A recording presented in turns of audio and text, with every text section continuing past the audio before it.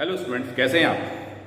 आज हम बात करते हैं कुछ न्यूमेरिकल्स की जो एसी ऑल्टरनेटिंग करंट जो आपका चैप्टर 7 है उससे रिलेटेड है और विच आर फ्रॉम द और एनसीईआरटी बुक। ठीक है, तो कुछ इंपॉर्टेंट न्यूमेरिकल्स जो कि एग्जाम में आते हैं उस तरीके के कुछ क्वेश्चंस हम यहाँ पे करते हैं। ठीक है, बाकी बचे हुए क्वेश्चंस आपको ट्राई करेंगे और अगर if you face some problem in those you can ask me. ठीक है, ओके। सो देखो, सबसे पहले हम सबसे पहला क्वेश्चन देखते हैं। Look at the question number first, this from NCERT.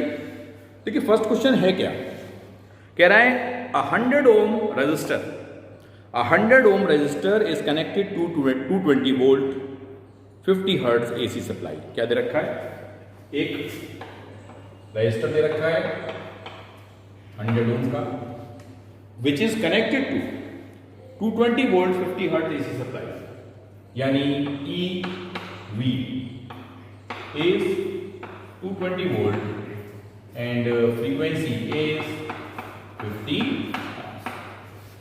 ठीक है, ये हम आपको दे रखा है। पहले पार्ट में पूछ रहा है what is the RMS value of current in the circuit. First part is what will be the RMS value of current, IB या IR, ऐसे की बात है, और IRMS ये हमसे पूछ रहा है क्या होगा। और सेकंड पार्ट में पूछा है what is the net power consumed over a full cycle. ठीक है, net power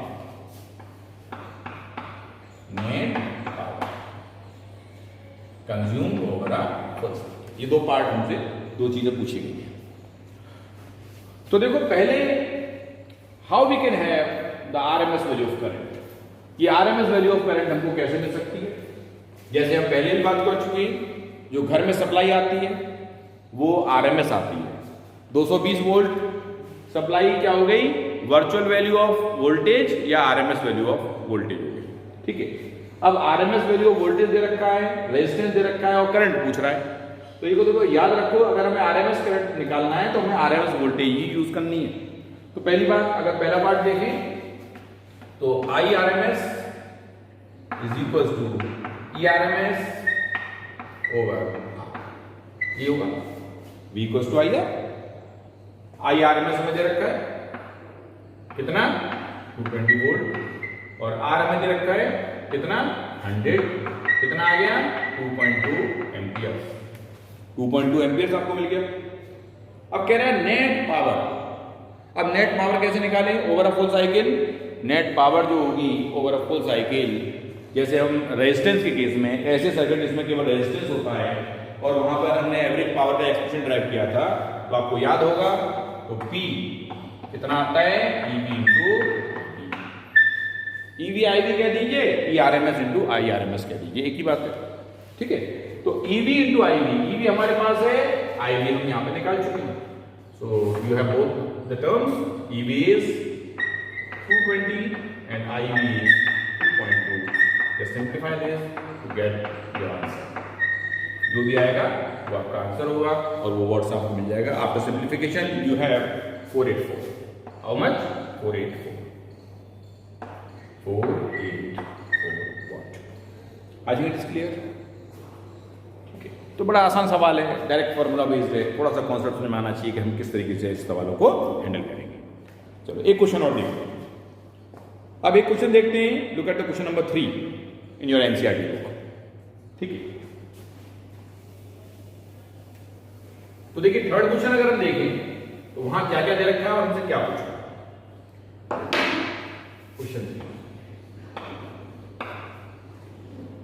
third question is a 44 milli henry inductor दे रखा है, कितना 44 milli henry inductor is connected to 220 volt to 50 hertz AC supply, यानी EV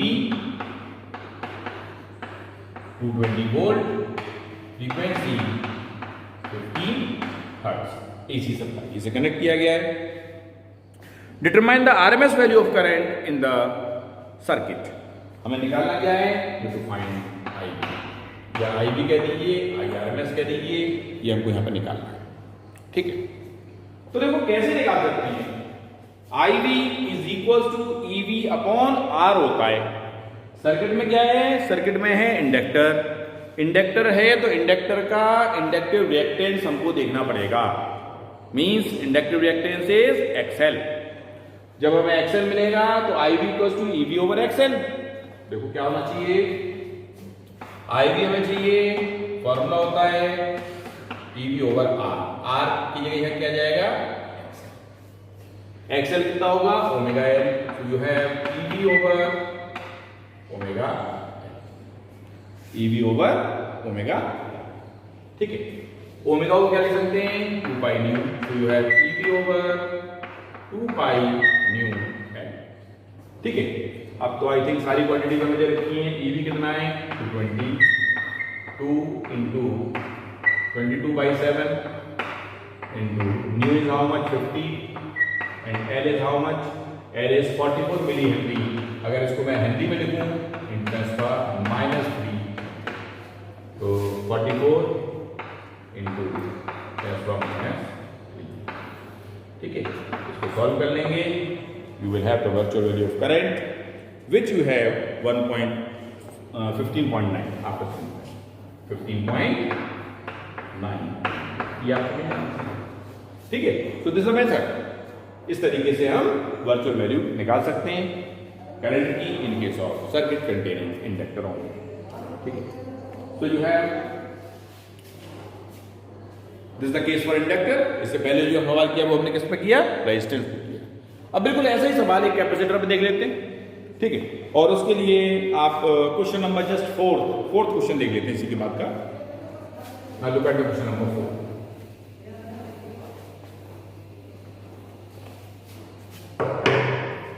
Question of an NCERT. And the question is, a 60 microfarad capacitor is connected to 110 volt. तो 60 microfarad capacitor है, 60 microfarad capacitor is connected to 110 volt. यानी EV is 110 volt. ठीक है, 110 volt 60 hertz AC supply, और frequency दे रखी है कितनी है, 50 की जगह कितना दे रखा है यहाँ पे, 60 दे रखा है। जो वेहिकल में वही हमें कंसीडर करना पड़ेगा, 60 हर्ट्ज एसी सप्लाई। कह रहा है determine the RMS value of current in the circuit, you have to find IRMS। लेकिन फिर ध्यान रखिए, वर्चुअल वैल्यू हो, इफेक्टिव वैल्यू हो, आरएमएस वैल्यू हो, सबका मतलब एक ही है।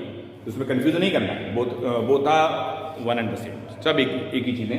कभी कभी वर्चुअल वैल्यू लिखा हो जाता है, कभी कभी इफेक्टिव वैल्यू लिखा हो जाता है, कभी कभी आरएमएस वैल्यू लिखा जाता है, तो इसमें कंफ्यूज बिल्कुल नहीं करना है, सबका मतलब एक ही है कि we have to find the RMS value of current. तो देखो, जहां तक आईवी की निकालने की बात है, जो फॉर्मूला होगा ईवी ओवर एक्ससी होगा। क्या होगा, EV over एक्ससी। EV is how much, XC is how much, 1 over omega. ये होगा ना, XC is 1 over omega C। अगर इसको मैं सिंप्लीफाई करूं तो इसको अभी ऐसे EV करेंगे, और ये बराबर हो जाता है EV, ओमेगा ऊपर जाएगा, ओमेगा को 2 पाई न्यू लिख सकते हो into C, 2 pi nu into C, कोई दिक्कत। Now just put the values, you have 2 into 22/7 into nu is frequency is 60 hertz, EV means 110 and C means 60 microfarad. Just simplify this, you will have current in ampere, और ये current आ जाएगा 2.49, this will be 2.49 amperes. So in this way you can have the RMS value of current in this third case. तो हमने 3 सवाल discuss किए, और तीनों सवाल तीनों ही थोड़ा थोड़ा डिफरेंट है। एक केवल रेजिस्टेंस के ऊपर था, एक केवल इंडक्टर के ऊपर था, और एक केवल कैपेसिटर के ऊपर है। ठीक है, अब थोड़ा सा इससे हम आगे बढ़ते हैं और एक सवाल और देखते हैं, विच is about question number 6 of NCERT. ठीक है, 6th क्वेश्चन देखिए सबसे अच्छी बात ये है कि इस चैप्टर में जो न्यूमेरिकल्स है they are directly formula based. कुछ ज्यादा इसमें बहुत ज्यादा कॉन्सेप्ट आपको नहीं यूज करना है, सीधे सीधे फॉर्मूला बेस्ड है। अगर आप पहचानते हैं चीजों को, ठीक है, तो फॉर्मूले में अप्लाई कर दीजिए, you will have your answer with complete perfection. ठीक है, तो 6th क्वेश्चन देखते हैं। क्वेश्चन कह रहा है obtain the resonant frequency, obtain the resonant frequency means omega, ये निकालना है। obtain the resonant frequency omega r of a series LCR circuit with L 2.0 Henry, L 2.0 Henry and C 32 microfarad, C 32 microfarad and R 10, R ये हम सब दे रखा है। What is the Q value of this circuit, और इसके बाद omega are भी पूछ रहा है, साथ में क्यू वैल्यू, क्यू फैक्टर निकालना पड़ा है। ठीक है, तो सबसे पहले हम देखते हैं कि how we can have this omega R. You already have a formula for omega R is equals to 1/√LC, ये होता है ना। अब देखो एल हमारे पास है, सी भी हमारे पास है, जरा लगा दीजिए, तो यू हैव 1/√L की जगह 2 ऐसा रहेगा, और C की जगह 32 +/- 6, 32 +/- माइक्रोफैरड है, तुमने उसको फैरड में बदल दिया। ठीक है, इसे सॉल्व करेंगे, you will have omega R. ठीक है, और ओमेगा आर यहां जो सॉल्व करने के बाद आ जाएगा आपके पास, वो आ जाएगा 125 रेडियन/सेकंड। You have 125। ठीक है, अब देखिए क्यू वैल्यू, क्यू वैल्यू के लिए हम फॉर्मूला जानते हैं, √L, ये होता है क्यू फैक्टर जो हमने लिखा है 1/R√L/C। तो भाई मेरे कुछ प्रॉब्लम है ही नहीं, प्रॉब्लम इसलिए नहीं है क्योंकि सारी क्वांटिटीज हमारे पास अवेलेबल है। R हमारे पास है, 1/R की जगह 10√L और C की जगह 32 × 6। ठीक है, if you solve this you will have after solving 25। इसे सॉल्व करेंगे तो 25 आ जाएगा, और यही आपका आंसर है। और देखिए क्यू फैक्टर, क्यू वैल्यू होती है एक सिंपली नंबर है, तो आप उसे डायरेक्टली 25 लिखेंगे, इसकी कोई यूनिट यहाँ पे नहीं होगी। ठीक है, जब थ्योरी किया था, वीडियो भेजा, वीडियो बनाया, सब आपको समझ आया होगा कि कैसे हम क्यू वैल्यू या क्यू फैक्टर निकालते हैं। ठीक है, चलिए अब एक सवाल और देख लेते हैं। तो आई थिंक यहां तक क्लियर है। Let me look 1 or 2 more questions, 1-2 question और देखते हैं, ताकि आपका जो सारे कॉन्सेप्ट्स हैं, डिफरेंट टाइप के क्वेश्चंस आपको समझ आएंगे, कैसे हम ऐसी सिचुएशन में सवाल को हैंडल करेंगे।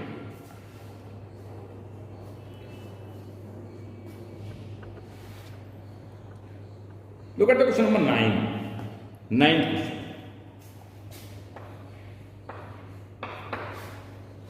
मैं क्वेश्चन पढ़ देता हूं आपके लिए। देखिए क्वेश्चन है क्या, a series LCR circuit with R 20 ohm, L 1.5 Henry, C 35 microfarad is connected to a variable frequency 200 volt AC supply. Variable frequency 200 volt AC supply. तो मैं जो दे रखा है वो लिख देता हूं, R 20 ओम दे रखा है, R 20 ओम। इसके बाद जो L है 1.5 हेनरी दे रखा है, L is 1.5 Henry and C is 35 microfarad. C is 35 microfarad is connected to variable frequency और 200 वोल्ट AC सप्लाई, यानी EV 200 वोल्ट दे रखा है, फ्रीक्वेंसी वेरिएबल है, मींस AC है। When the frequency of the supply equals the natural frequency of the circuit, अगर कह रहा है यहाँ पे कि अगर सप्लाई फ्रीक्वेंसी ऑफ सप्लाई जो हम सप्लाइड फ्रीक्वेंसी प्रोवाइड करा रहे हैं वो और नेचुरल फ्रीक्वेंसी ऑफ सर्किट दोनों मैच कर जाएंगे। ठीक है, तो बताइए what is the average power transfer to the circuit in complete cycle. पूछा है आपसे एवरेज पावर ट्रांसफर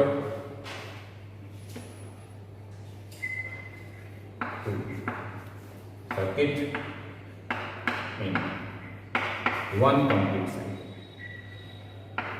कंप्लीट ठीक है। So from this information you to find the average power supplied to circuit in one complete cycle. देखो average power अगर हमें निकालनी है और आरएलसी सर्किट निकालनी है तो फॉर्मूला तो हम जानते हैं पावर फैक्टर वाला, पी एवरेज इक्वल टू क्या होता है EV I V cos phi. ठीक है, फॉर्मूला तो हमारे पास कौन सा होगा P is equal to EV I V cos phi. अब देखो ईवी आपके पास मौजूद है, कोई इसमें दिक्कत नहीं है। आईवी हमको निकालना पड़ेगा।